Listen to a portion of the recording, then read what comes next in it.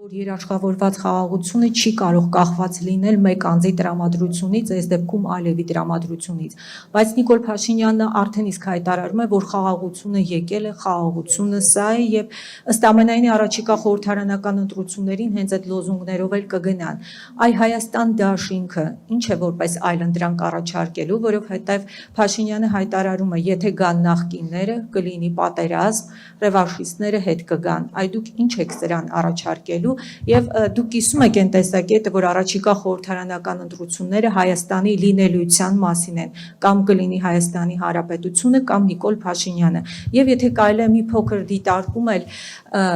դուք եւ ձեր գլխավորած թիմը եւ հատկապես դուք եք սովորաբար հայտնվում իշխանությունների քննադատության թիրախում նախկիններից, այսպես ասենք, ինչու են հենց սևեռվել ձեր վրա, ԿՊ-ն վախենում է ձեզանից եւ ձեր վերադարձից։ Շնորհակալություն։ Կներեք, այդ ԿՊ-ի հարցը ԿՊ-ին տվեք։ Դուք ունեք վերլուծություն ձեր մասով, ինչու են ձեզանից վախենում, որ դուք հնարավոր է վերադառնաք։ Շատ են սիրում նրանցամ։ Հա, հիմա չէ, իսկապես այդ հարցը հաստատել ես չեմ։ Հիմա երկու հարցեր, չէ, հիմա բաժանեք իրարից մի հատ ինձ ուղղակի հիշեցրեք, որ դուք ասեցիք, որ խաղաղությունը մեկ անձի տրամադրությունից չի կարող կախված լինել։ Հիմա դուք ասում եք, որ Նիկոլ Փաշինյանը ասում է, որ ես փոխվեմ, պատերազմ եւ այլն։ Եթե ինքը դա չի էլ ասում, ինքը ակնարկա անում դրան, որ մարդիկ այդպես ընկալեն այսօրվա իրավիճակը։ Իդեպ համարյա նույնը անում էր 21 թվականին։ Այն ժամանակ աշխատեց։ Հիմա ինչ որ չափով կարող աշխատի, բայց ինչ որ չափով։ Չի կարող լինել խաղաղություն քո հակառակորդի քմաչույքից կախված։ Եվ դու ուզում ես 100 անգամ այս խաղաղությունը եկել է, չգիտեմ ինչ արել եւ այլն, դա մեկ է, եթե եկել է, ուրեմն եկել է եւս Ալիևի տրամադրությունից կախված։ Մեր առաջարկը հետեւյալն է. ամրապնդել լուրջ երաշխիքային համակարգով։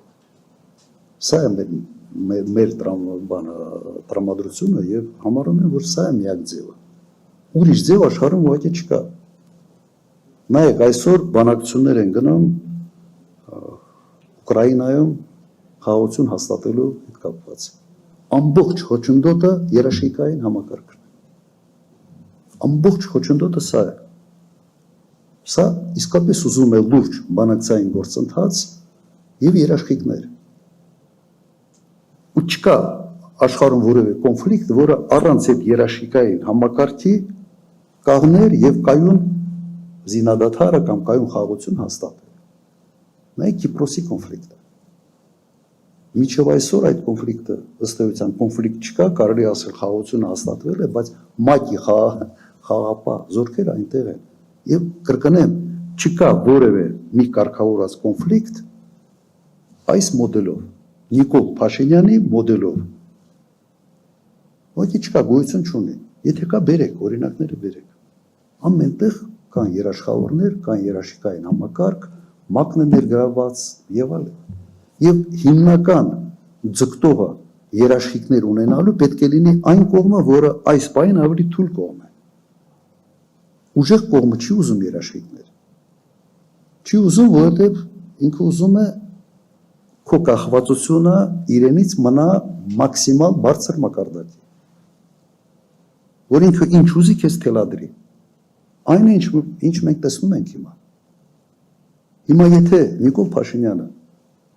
հաճույք է ստանում նրանից, որ ամեն քայլափոխեն իրեն թելադրում են, ինքը զիջում է, մեր ժողովուրդը պիտի այդ հաճույքը մեր ժողովուրդը չպիտի ստանա։ Օրինակները բազմաթիվ են։ Մինսկի խմբի, հիշում եք, ասում էին լուծարումը միայն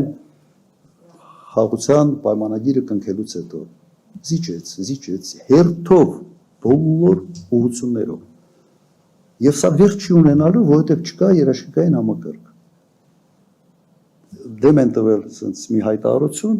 ասում այս հայտարարությունը կստորագրեմ, եթե ես անես, եւ դու թույլ ես։ Ոչինչ չեն արել գոնե թուլությունը հաղթահարելու համար։ 5 տարվա ընթացքում չի արվել ոչինչ, որ Հայաստանի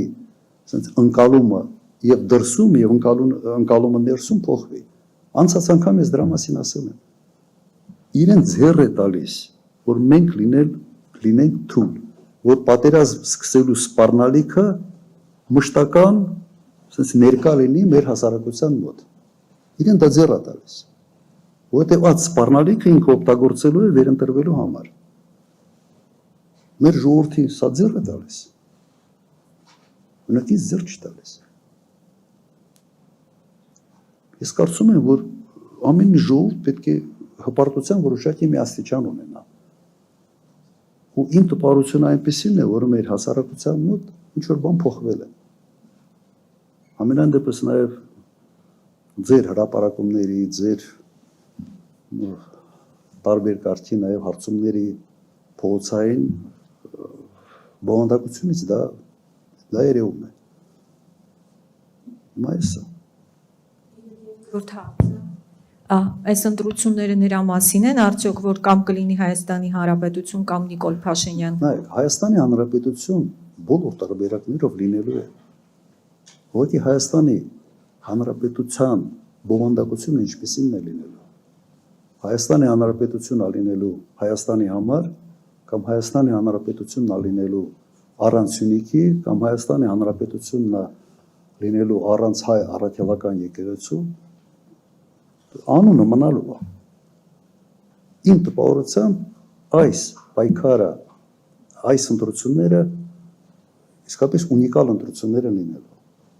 որտեղ լինելու է Հայաստանի Հանրապետության էության մասին առաջերտին։ Մենք հայ ժողովրդի հանրապետություն ենք ունենալու, թե չգիտեմ ինչ։ Անդեմք, անմշակույթ, առանց պատմության, առանց հասկանալի ինչ որ բաների էլի, արինցերների։ Իմ մոտ տպավորությունը սա է։ Իրեն թվում է, թե եթե մենք ասենց այդ մեր ազգային ամբողջ բովանդակությունը եթե մի կողմ դնենք, եթե Թուրքիան, Ադրբեջանը մեզ սկսի ընկալել որպես ամորֆ մի ժողովուրդ, որը ոչ նպատակ ունի, ոչ անցյալ ունի, ոչ ներկա, որ մեզ չեն դիտելու որպես սպառնալիք ու մեզ հանգիստ են թողելու։ Հանգիստ չեն թողելու։ Դու հենց այդ վիճակում ոնես լավ ուտելիք ես դառնալու քաղաքական, աշխարհաքաղաքական ուտելիք կուլ տալու համար։ Դες չի լինում, միջազգային հարաբերությունները այդպես չեն աշխատում։ Որովհետև դու նման վիճակում բարեկամ էլ չես ունենալու։ Դու մոռացկան ես, աշխարհաքաղաքական մոռացկան ես դառնալու։ Մի անգամ ասել եմ, չէ՞, սենց Ռեմբո ա եղել գիքոր ա դառել։ Հիմա այդ գիքորի վիճակում է, այս դիամեցեքյան։